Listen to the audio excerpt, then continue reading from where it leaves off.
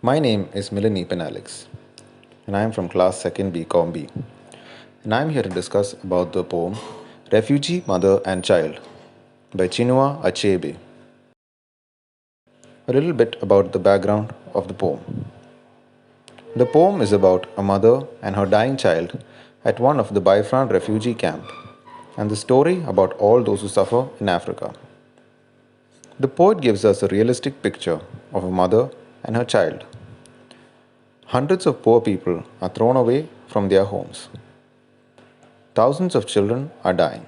The next slide, we can see the poet compares the mother with Saint Mary. The poet draws our attention to a particular mother and her child. They are compared to Saint Mary holding Jesus in her arms. The mother knows her child is dying. In the next slide, we will talk about the mother. The mother is very different from the other mothers. She loves her child a lot. She cares for him without giving up hope. She carefully parts the hair of the child as if she were preparing him for school.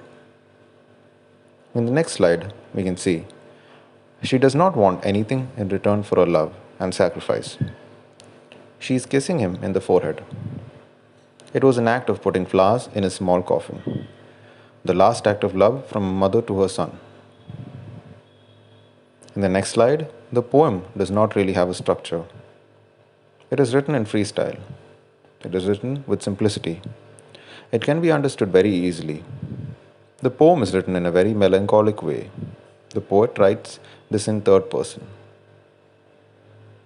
In the next slide, we are going to discuss a question. What is the situation in this camp?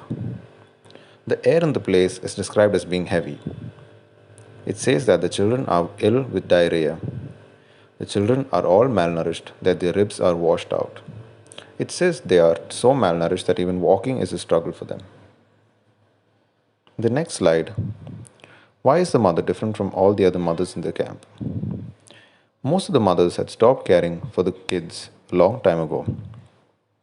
The reason being that the living conditions were so horrific that it hardened their hearts, even towards their own children. But only one mother is different from the others.